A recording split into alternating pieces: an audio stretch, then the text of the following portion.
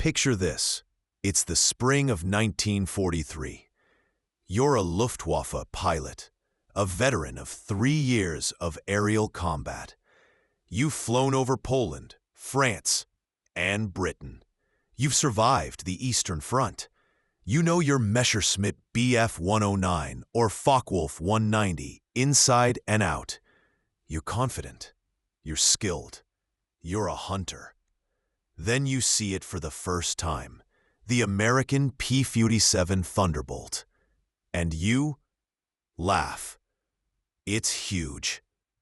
Ungainly. That bulbous nose housing a massive radial engine makes it look like someone strapped wings to a beer barrel. Compared to your sleek, nimble fighter, this thing looks like it belongs hauling cargo, not fighting for air superiority. Das ist ein Witz, you might say to your wingman. This is a joke. But soon, very soon, the joke would be on you. Because that flying milk bottle you're mocking carries 8 Browning M2 50 caliber machine guns.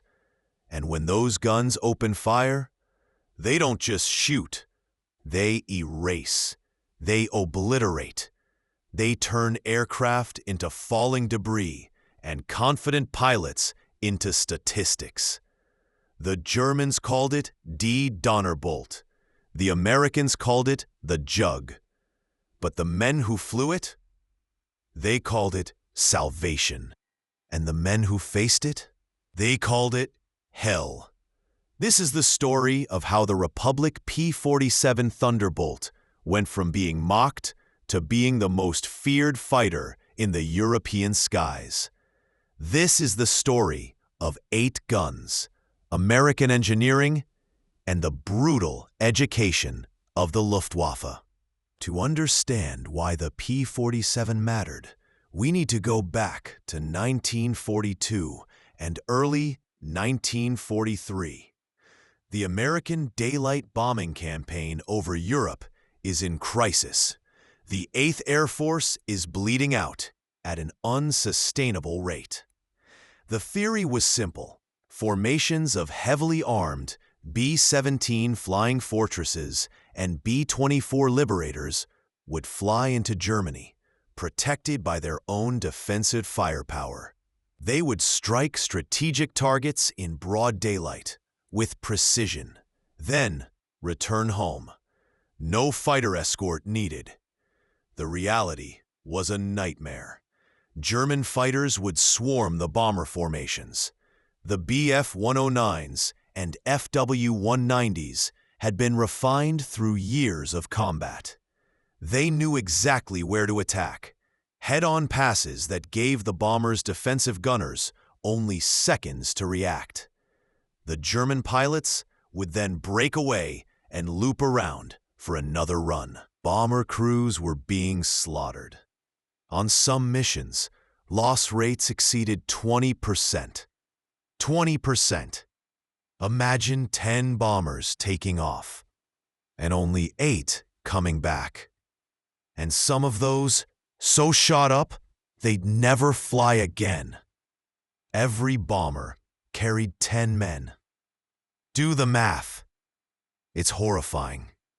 The problem was simple. The bombers needed fighter escorts to go with them all the way to the target and back. But in early 1943, America didn't have a fighter that could do it. The P-38 Lightning had range, but it was complex, temperamental, and there weren't enough of them. The P-51 Mustang, the fighter that would eventually win the air war, didn't exist yet. Not with the right engine, anyway. What America did have was the P-47 Thunderbolt. But could it do the job? The Army Air Force brass weren't sure. The pilots who'd have to fly it into combat weren't sure. And the Germans? They were sure it couldn't. They were all about to find out. Let's rewind further to 1940. But Georgian immigrant named Alexander Kartveli, is sitting at his drafting table at Republic Aviation in Farmingdale, New York. He's been given an impossible task: design a fighter that can escort bombers deep into enemy territory, protect them from enemy fighters, and survive to do it again tomorrow. Oh, and it needs to carry enough firepower to absolutely dominate anything it meets. Kartveli looks at the specifications. He looks at the available engines, and he makes a decision that will define the war in the air. Forget about being light and nimble. Build it tough. Build it powerful. Build it lethal. He chooses the biggest, most powerful engine available: the Pratt & Whitney R2800 Double Wasp. 18 cylinders, arranged in 2 rows, 2,000 horsepower. It's the same engine that would later power the F-6F Hellcat and the F-4U Corsair. Legendary aircraft in their own right. But an engine that big needs cooling. That means a huge air intake in the nose. That means weight. The design starts ballooning.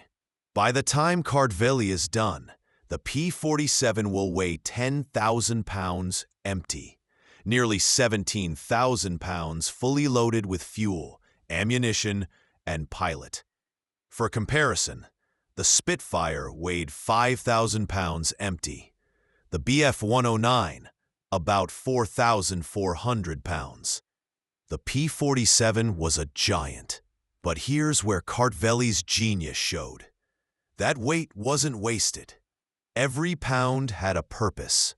Those thick wings, they housed 8 50 caliber machine guns, 4 per wing, and 425 rounds per gun.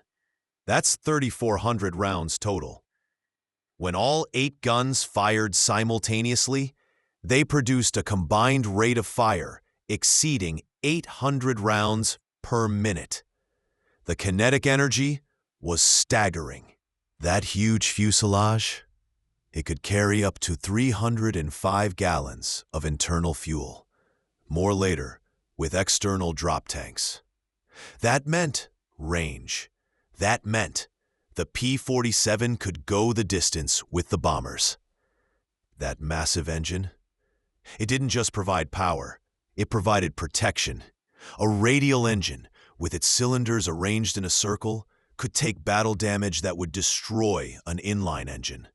Pilots would return with cylinders shot away, oil streaming from a dozen holes, and the Double Wasp would still be running. The airframe itself was overbuilt. Where other fighters used thin aluminum skin, the P-47 used thicker gauge metal. Where others had minimal armor, the P-47 had armor plate protecting the pilot from multiple angles. It even had a bulletproof windscreen.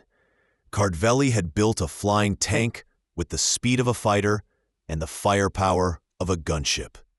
The prototype first flew on May 6, 1941.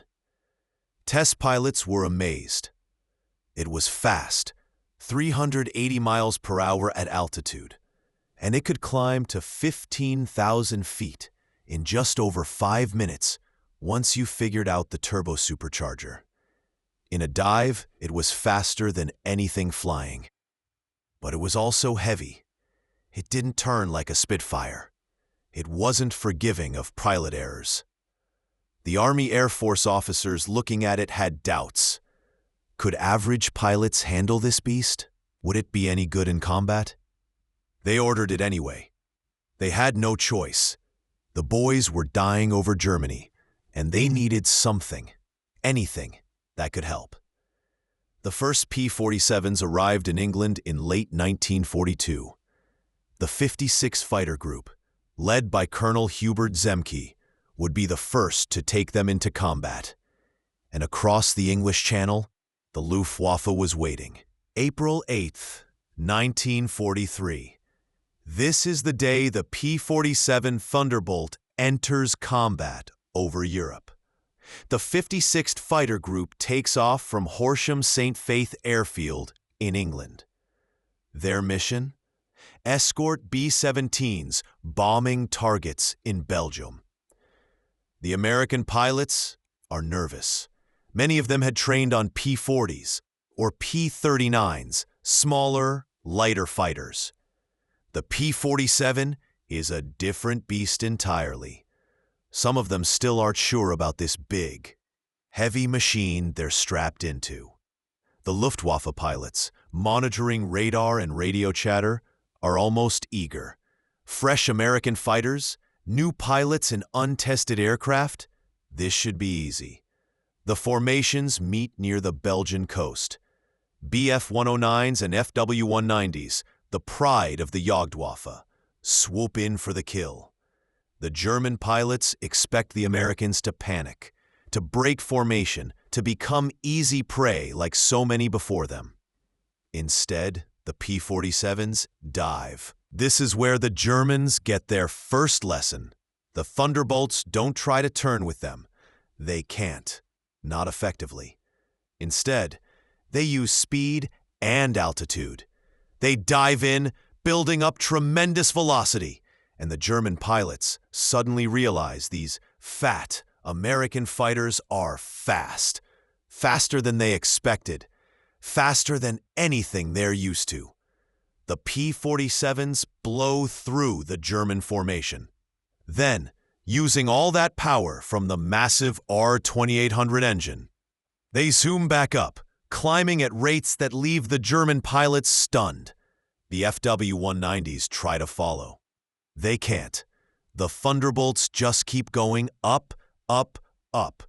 Then they come back down. And this is where the 50 cals speak for the first time. Lieutenant Colonel Armin Peterson, flying with the 61st Fighter Squadron, gets behind a Focke-Wulf 190. He presses the trigger. All 8 guns hammer at once. The recoil is noticeable.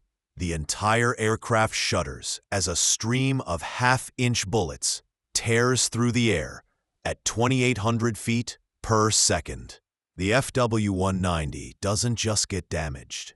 It disintegrates. Pieces of wing skin peel away. The canopy shatters. Smoke pours from the engine. Within seconds, the once proud German fighter is a tumbling, burning wreck. Peterson is amazed. He'd never fired all 8 guns in combat before. Nothing in training prepared him for the sheer destructive power. But the first mission isn't a triumph. It's a learning experience. The P-47s claim 3 German fighters destroyed, but they also learn harsh lessons about fuel management, about using their advantages, about working as a team. The Germans, meanwhile, are confused. These American fighters are strange. They don't fight like Spitfires. They're brutally fast in a dive. They climb like rockets, but they won't turn fight. What kind of tactic is this? They're about to find out. May 1943. The air war over Europe is intensifying. More P-47 groups are arriving.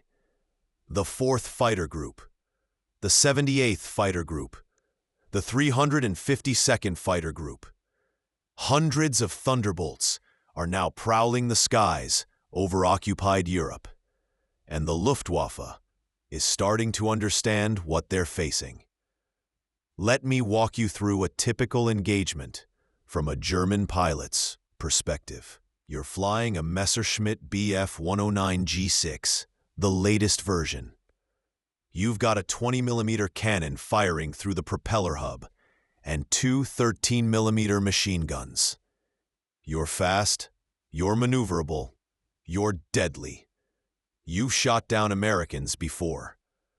You spot a formation of P-47s at your altitude, maybe 25,000 feet. You turn toward them, ready to engage. You're thinking about energy management, about getting behind one, about a quick burst from your cannon. Then the Thunderbolts see you. But they don't panic. They don't break formation. They actually tone toward you. This is unexpected. You close the distance. You're about to fire when suddenly the P-47s nose over and dive. And I mean dive. They're not running away. They're accelerating to attack speed. Within seconds, they're doing 450 miles per hour, then 500 miles per hour. You try to follow. Your 109 is fast, very fast for 1943. But in a dive, it's not P-47 fast. You're already being left behind. And something else is happening. Your controls are getting stiff. At these speeds, the air pressure makes your stick hard to move. You're losing maneuverability. The P-47, it's perfectly controllable. Those thick wings cut through the air. The pilot can still maneuver, still aim. Now you see the Thunderbolts pulling out of their dives below you. And here's where your training screams at you. They're vulnerable. They're low and slow, perfect targets. You dive after them, following them down. You're gaining. You're going to get a shot. Then the P-47 pilots push their throttles forward. Those massive R-2800 engines roar. And the Thunderbolts start climbing. Not level flight, but climbing while you're still in your dive. You try to pull up to follow. The G-forces slam you into your seat. Your vision tunnels. Your aircraft groans under the stress. You're pulling 5, maybe 6 Gs. You manage to level out, breathing hard. You look up.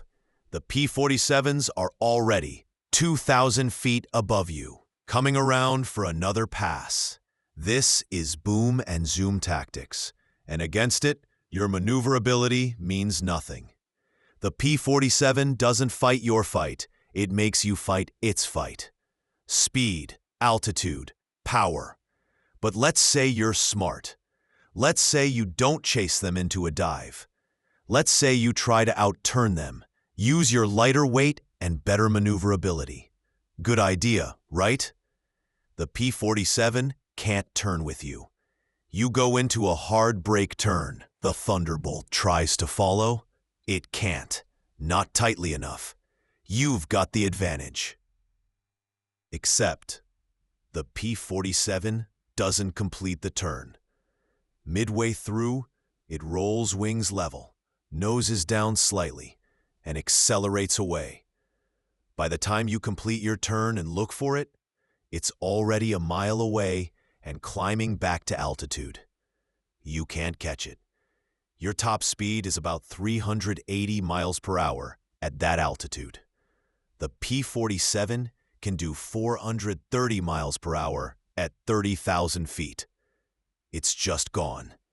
And if you do manage to damage one, if you get hits on it, the thing keeps flying. German pilots would report pumping 20-millimeter cannon shells into Thunderbolts, seeing the explosions, seeing the hits, and watching in disbelief as the American fighter just kept going, sometimes even fighting back.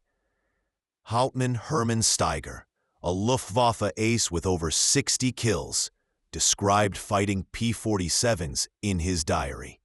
They are like nothing we have faced before. Fast as lightning in a dive, climb like a rocket, take punishment that would down any of our fighters. And those 8 machine guns, when they fire, you must pray none of the bullets find you. I have seen Friedrichs and Gustavs, FW-190s and BF-109s cut in half by that fire. In half. This is not an exaggeration. The education was brutal. German tactics that had worked for years suddenly didn't work anymore. And it wasn't just about the aircraft. It was about how the Americans were learning to use it. Let's talk about the man who turned the P-47 from a good fighter into a legendary one, Colonel Hubert "Hub" Zemke. Zemke was a natural pilot and a brilliant tactician. He commanded the 56th Fighter Group, and he understood something crucial. The P-47 wasn't a Spitfire, so stop trying to fly it like one. He drilled his pilots relentlessly. Speed is life. Altitude is life insurance. Never turn with the enemy unless you have no choice. Use your strengths: speed, firepower, toughness. Attack from above, hit hard, get out. If you're low and slow, you're dead. He also emphasized teamwork. P-47s fought in pairs, lead and wingman. The lead looked for targets. The wingman watched the lead's 6 o'clock. If one got into trouble, the other was there instantly. No glory hunting. No hot-dogging. Work as a team or die alone. The results were spectacular. June 26, 1943. Zemke's Wolfpack is escorting B-17s to Villacoublay, France. They're jumped by a large formation of FW-190s from Jagdgeschwader 26, one of the Luftwaffe's elite units. The Germans expect an easy fight. They're wrong. The P-47s dive through the German formation like wolves through a flock of sheep. Zemke himself gets behind an FW-190 and triggers his guns. The German fighter explodes, literally explodes, as the 50 cal bullets find the fuel tank. Lieutenant Robert Johnson, one of Zemke's pilots, gets separated and finds himself alone against several German fighters. They hammer his P-47 with cannon fire. His cockpit canopy is shattered. His radio is destroyed. His controls are damaged. He's bleeding from shrapnel wounds. The Germans think he's done. They close in for the kill. Johnson does something crazy. He pushes the throttle to the firewall and dives. With a damaged aircraft, this should be suicide. The P-47 should shake itself apart. It doesn't. It dives, and dives, and dives. Johnson pulls out just above the treetops, doing over 500 miles per hour. The German fighters, lighter and more fragile, can't follow without risking structural failure. They break off. Johnson nurses his shot-up Thunderbolt across the English Channel. He can barely see through the shattered windscreen. He can't communicate. No radio. His hydraulics are gone. He'll have to belly land. He's lost blood and is fading in and out of consciousness. He makes it back to England. He lands the P-47 in a field. When the ground crew examine the aircraft, they count over 200 bullet and cannon holes. Cylinders are shot off the engine. Control cables are hanging by threads. The tail is more whole than metal. One mechanic looks at Johnson and asks, "How did you fly this thing home?" Johnson, getting his wounds treated, replies, "I didn't. The Thunderbolt did. I was just along for the ride." This story spreads through the 56th Fighter Group, then through all the P-47 units. The Thunderbolt is tough. It will bring you home. Trust it, and it will save you. German pilots hear stories too, but theirs are different. They hear about the Wolfpack and its fearsome leader. They hear about America. Let's talk about what made the P-47's firepower so devastatingly effective.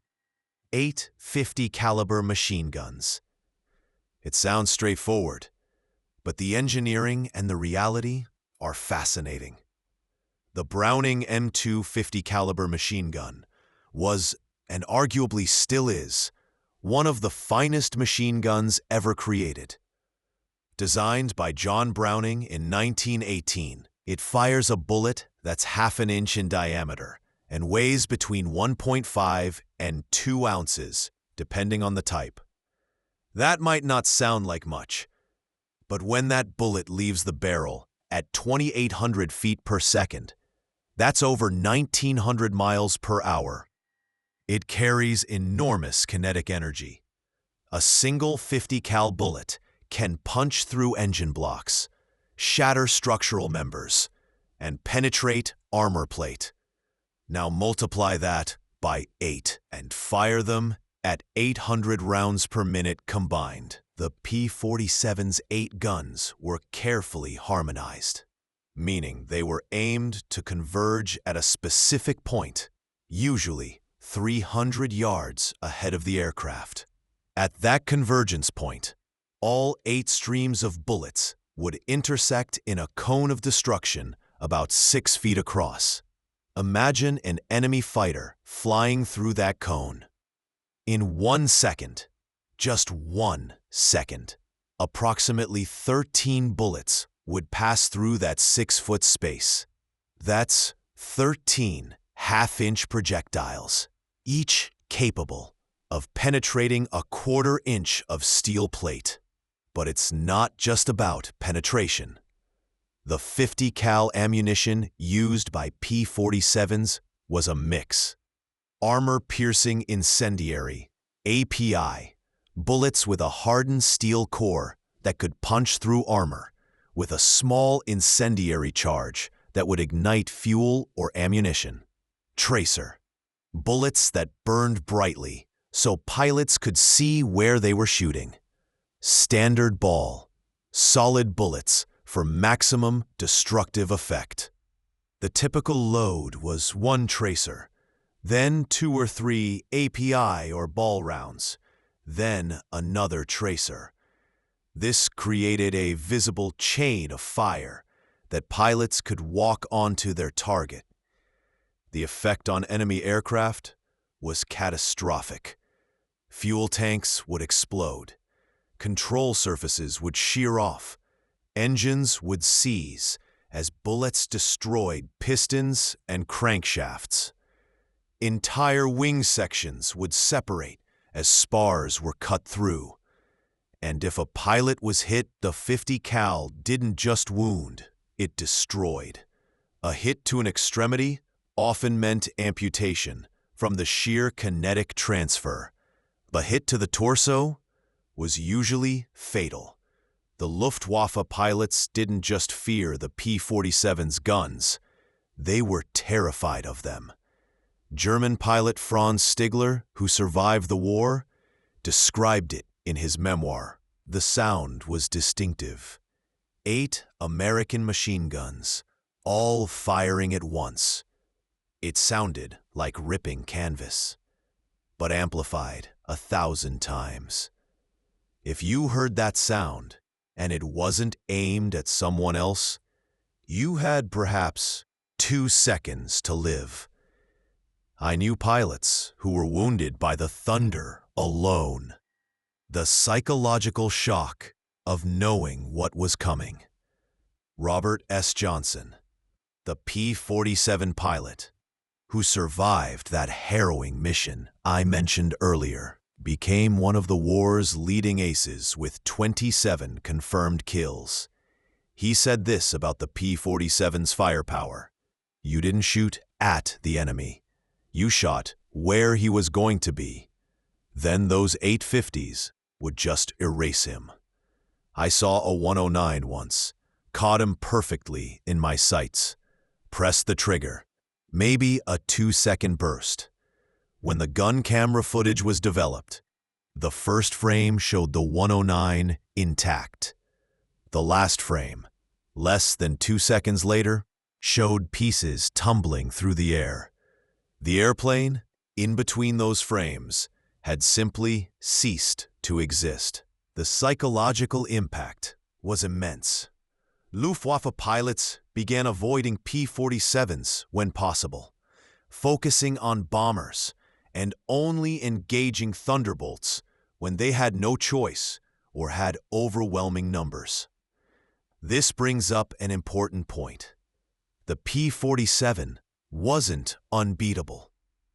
Skilled German pilots could and did shoot them down. But the cost-benefit ratio was terrible. Engaging a P-47 meant accepting serious risk. Even if you won, your aircraft would likely be damaged. And if you lost, those 8 guns showed no mercy. By late 1943 and early 1944, something interesting was happening. The P-47 was proving so tough and powerful that commanders started asking, could it do double duty? Fighter escort is great, but what about ground attack? The answer was a resounding yes. The P-47 could carry bombs, up to 2,500 pounds of them on external racks. It could carry rockets, 10 5-inch high-velocity aircraft rockets, each with the hitting power of a destroyer's gun. And of course, it still had those 8 50 cals, which were perfect for strafing. When D-Day came on June 6, 1944, the P-47 Thunderbolts were there in force. But they weren't just fighting enemy fighters. They were attacking ground targets. Picture this. You're a German soldier, dug in near Normandy Beach. You've survived the naval bombardment. You've survived the initial assault. Your unit is preparing to counterattack, to push the Americans back into the sea. Then you hear it, that distinctive sound of the R-2800 radial engine. You look up. P-47s. Multiple flights. They're coming in low, very low. Maybe 500 feet up. You can see the bombs under their wings. The first flight releases. The bombs tumble down, arming themselves as they fall. They hit your positions with devastating accuracy. Explosions tear through trenches and fortifications. Men and equipment are thrown into the air. Before the smoke even clears, the second flight is coming in. But they're not carrying bombs, they're carrying rockets. 10 streaks of smoke and fire lance down from each aircraft. The rockets aren't precision weapons, they're area effect. They don't need to hit directly.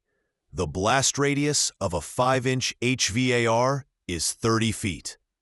Your entire position is bracketed with explosions. And then comes the third flight. They're not carrying anything extra. They don't need to. They come in at treetop level. Their 8 guns already firing. The sound is ungodly, like a buzzsaw made of thunder. The 50 cals sweep across your positions like a scythe. Trucks explode. Ammunition dumps cook off. Men caught in the open are cut down. This isn't bombing from 20,000 feet. This is close, personal, devastating, and you're powerless to stop it. German soldiers developed a saying, if you see a silver plane, it's American. If you see a green plane, it's British. If you see no planes, it's the Luftwaffe. And if you hear 8 machine guns, pray it's not looking at you. The P-47 proved phenomenally effective in ground attack. That tough airframe that could take punishment from enemy fighters, it could also absorb ground fire. Anti-aircraft guns, small arms, even light flak, and keep flying. Pilots would come back with bullet holes stitched across their wings, with holes in their fuselage, with damaged engines. And the ground crews would just patch them up and send them back out. One famous incident involved Captain Raymond Knight of the 346th Fighter Squadron. On April 25, 1945, near Italy, Knight's P-47 was hit by anti-aircraft fire during a strafing run. His engine was damaged, His hydraulics were out, and he was losing altitude. Most pilots would have bailed out. Knight didn't. He spotted a German convoy trying to escape. He made 3 more strafing passes with a dying engine and no hydraulic controls, destroying dozens of vehicles. Only then, when his engine finally seized completely, did he try to belly land. He almost made it, but crashed in a field and was killed in the impact. He was awarded the Medal of Honor posthumously. But his action typified the P-47 pilot's mentality. Tough plane, tough pilot, devastating results. By the end of the war, P-47s had destroyed more than 9,000 locomotives, 86,000 railway cars, 68,000 trucks, and 6,000 armored vehicles on the ground. In the air, they claimed over 3,700 enemy aircraft destroyed in aerial combat, and another 3,200 destroyed on the ground in strafing attacks. The P-47 wasn't just an air superiority fighter, it was a complete weapon system. Every great aircraft creates legends. The P-47 Thunderbolt created dozens of them. Let me tell you about a few.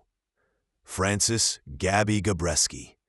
The son of Polish immigrants, Gabreski flew P-47s with the 56th Fighter Group. He was methodical, patient, and absolutely deadly. His tactic was simple. Get close, very close, before firing. Most pilots opened fire at 300 to 400 yards. Gabreski would wait until he was 100 to 200 yards away, sometimes closer.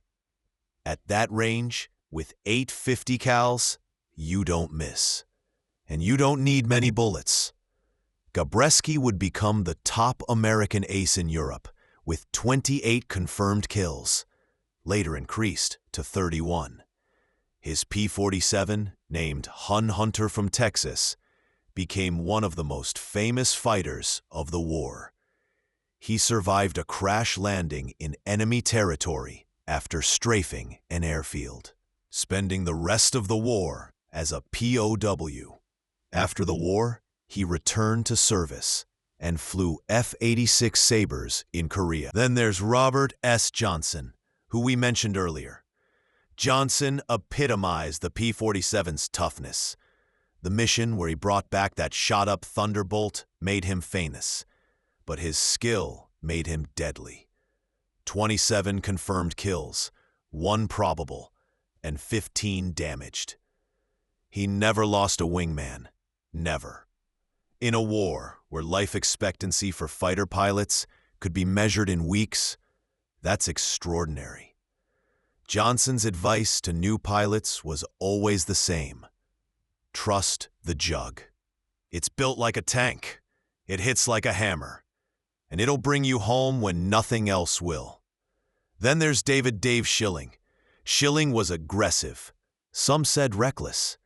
He'd dive through clouds, emerge in the middle of enemy formations, and start blasting away before the Germans even knew what hit them.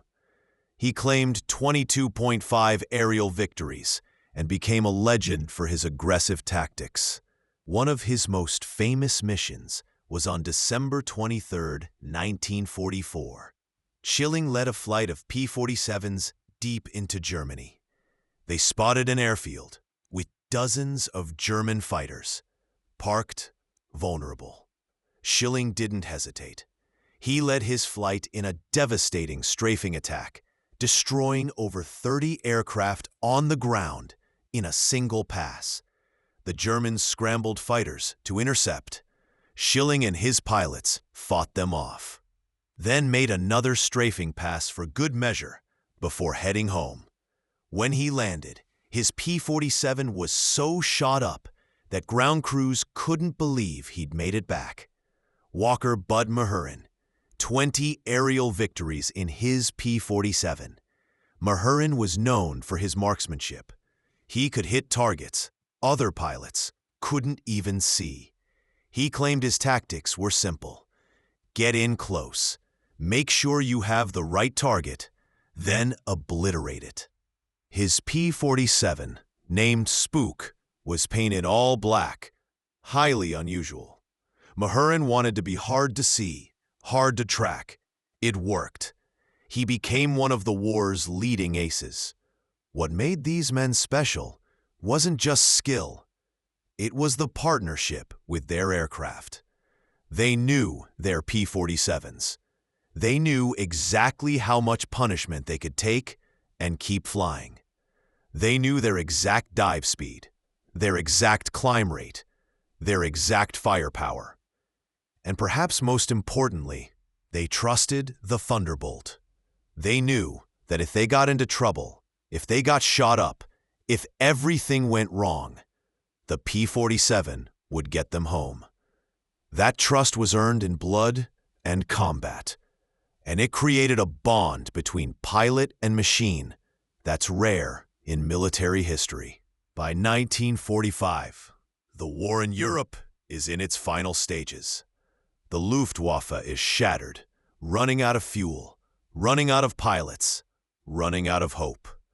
The P-51 Mustang has taken over much of the long-range escort role because of its superior range. But the P-47? It's found its perfect niche, fighter-bomber supreme. The Thunderbolts are everywhere. They're attacking trains. They're strafing airfields. They're bombing bridges. They're providing close air support for Allied ground forces. And when German fighters do show up, which is increasingly rare, the P-47s still dominate. April 1945. A young Luftwaffe pilot, flying one of the new Me-262 jet fighters, encounters a formation of P-47s. The Me-262 is revolutionary. The first operational jet fighter, capable of 540 miles per hour. On paper, it should eat P-47s for breakfast. The German pilot lines up for a pass. He's confident. Jets are the future. The P-47 is yesterday's technology. He makes his attack run. Too fast, as it turns out. He overshoots. He tries to come around for another pass. The P-47s, slower but far more maneuverable at combat speeds, have already repositioned. The German is now defensive. He tries to run. The P-47s can't catch him in level flight. His jet is too fast. But they're patient. They know he'll run out of fuel soon. Jets are thirsty. 15 minutes later, they spot him again. Lower, slower, heading for his base. The P-47s bounce him from above. 850 cals hammer the jet. It might be fast, but it's not bulletproof. The Me-262 trails smoke and crashes short of the runway. This is the final lesson of the P-47 Thunderbolt.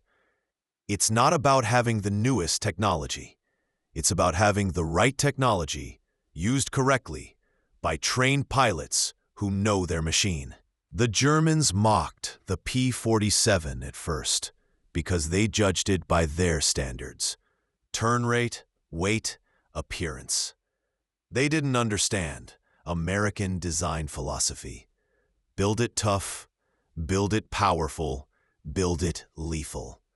Make it so your pilots can survive long enough to become veterans. Make it so devastating that the enemy learns to fear it. By war's end, the P-47 had the highest production numbers of any American fighter: 15,636 aircraft built. It equipped 40 fighter groups. It served on every front where American forces fought, and its record was staggering. 3,752 enemy aircraft destroyed in aerial combat. 3,200 plus enemy aircraft destroyed on the ground. 9,000 locomotives destroyed. 86,000 railway cars destroyed, 68,000 trucks destroyed, 6,000 armored vehicles destroyed, approximately 160,000 tons of enemy supplies destroyed. The P-47's loss rate in combat was remarkably low compared to other fighters. For every Thunderbolt lost, it destroyed 4.6 enemy aircraft in the air. When you add ground kills, the ratio climbs even higher. But statistics don't tell the whole story. The real impact of the P-47 was psychological. It broke the Luftwaffe's confidence. It made German pilots afraid. It made ground troops terrified. When you heard that distinctive sound of the R-2800 engine, when you saw that bulky silhouette, when you heard those 8 guns start firing, you knew death was close. Today, only a handful of airworthy P-47 Thunderbolts remain. Museums display them proudly. Air shows feature them prominently. And when one of these magnificent machines takes to the air, powered by that thundering radial engine, you can feel what the Germans felt: awe and respect. The P-47 Thunderbolt earned its place in history not through elegance, but through brutal effectiveness. It wasn't the prettiest fighter. It wasn't the most maneuverable fighter. It wasn't even the longest-ranged fighter. But it was tough, it was powerful, and it was lethal. Alexander Kartveli designed it. American factories built over 15,000 of them. American pilots flew them into harm's way, and the Luftwaffe learned to fear them. The Germans, who mocked the Jug in 1943, had stopped laughing by 1944. By 1945, most of them were dead, captured, or grounded for lack of fuel. The P-47 had done its job. Those 850 caliber machine guns didn't just shoot down airplanes. They shot down a doctrine. They shot down the idea that lighter was better, that maneuverability trumped all, that the Luftwaffe was invincible. The P-47 Thunderbolt proved that American engineering, brute force, overwhelming firepower, and unmatched toughness could win wars. To the men who flew it, the P-47 was more than a machine. It was a trusted partner. It was protection. It was vengeance. It was a ticket home. To the men who faced it, the P-47 was death from above.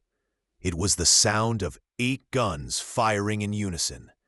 It was the moment you realized you'd made a fatal mistake. The Thunderbolt didn't just win battles. It changed the air war. It broke the Luftwaffe's back. And it did it all while being mocked at first sight. Never judge a fighter by its appearance. Judge it by its guns. And the P-47 Thunderbolt had 8 of them.